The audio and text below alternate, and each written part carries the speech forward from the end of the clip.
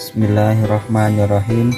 Assalamualaikum warahmatullahi wabarakatuh. Izin memperkenalkan diri, nama saya Muhammad Yusuf. Saya dari Humas kelas 1B sebagai memenuhi syarat memenuhi UAS mata kuliah ilmu psikologi.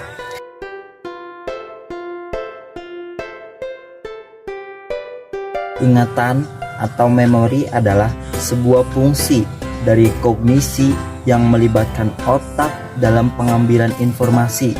Nah, pada umumnya para ahli memandang ingatan ini sebagai hubungan antara pengalaman dengan masa lampau. Dalam proses mengingat terhadap informasi itu ada 3 tahapan. Yang pertama itu memasukkan informasi atau bisa dibilang encoding. Yang kedua itu fungsi menyimpan atau bisa dibilang storage. Nah, yang ketiga itu fungsi menimbulkan kembali atau biasa kita panggil retrieval. Nah, dalam menimbulkan kembali ingatan yang sudah disimpan dalam otak kita, ada beberapa cara-cara untuk menimbulkannya. Yang pertama itu recall. Contohnya nih, kita mengingat seseorang tanpa kehadiran orang yang dimaksud. Jadi walaupun orangnya nggak ada, tapi kita masih mengingat orang itu, siapa namanya. Nah, yang kedua itu ada recognize. Nah, contoh recognize ini pengen mengingat sesuatu, tapi kita nggak tahu namanya. Itu dengan cara mengingat sesuatu yang bersangkutan. Semisalkan kita ketemunya di mana gitu. Oh, si ini tuh si A karena waktu itu pernah ketemu di tempat ini. Nah, yang ketiga itu reintegratif. Untuk contoh yang ketiga ini namanya maling kundang. Nah, si maling kundang ini orang yang durhaka terhadap ibunya.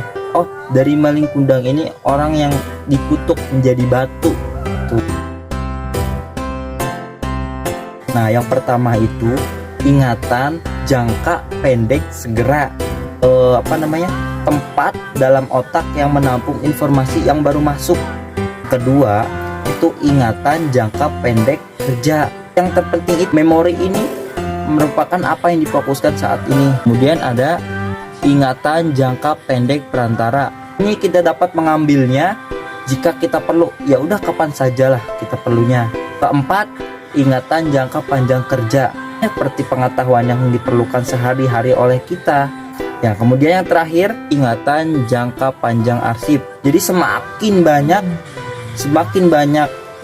ingatan yang ditumpuk, maka semakin sulit untuk diingat kembali. Yang pertama, kita berpikir, bergerak, melihat, mendengar dan mengalami hidup. Hal itu disimpan ke dalam otak. Setelah disimpan dalam otak, nah, saraf yang satu menyampaikan informasi kepada saraf yang lainnya. Pertama, itu menganggap suatu informasi penting atau tidak penting. Kemudian adanya gangguan kondisi psikologi sendiri. Salah satunya perhatian dan fokus terhadap apa yang kita ingatin itu. Yang faktor keempat yaitu faktor yang jauh lebih penting, yakni fisik dan kesehatan kita. Interference teori. Informasi yang telah disimpan terganggu oleh informasi yang lain. Nah, yang kedua itu ada retrieval failure. Ini biasanya sering terjadi jika suatu pengamatan dihadapkan pada penerimaan objek rangsang yang sudah lama tidak digunakan. Hambatan yang selanjutnya itu motivation forgetting theory. Untuk hambatan yang terakhir, yang keempat, yaitu ada gangguan fisiologis. Yang pertama dengan metode Loci. Metode ini berfungsi dengan mengasosiasikan tempat-tempat. Kemudian yang kedua, sistem kata kunci. Biasanya mengasosiasikan, mengaitkan verbal maupun visual.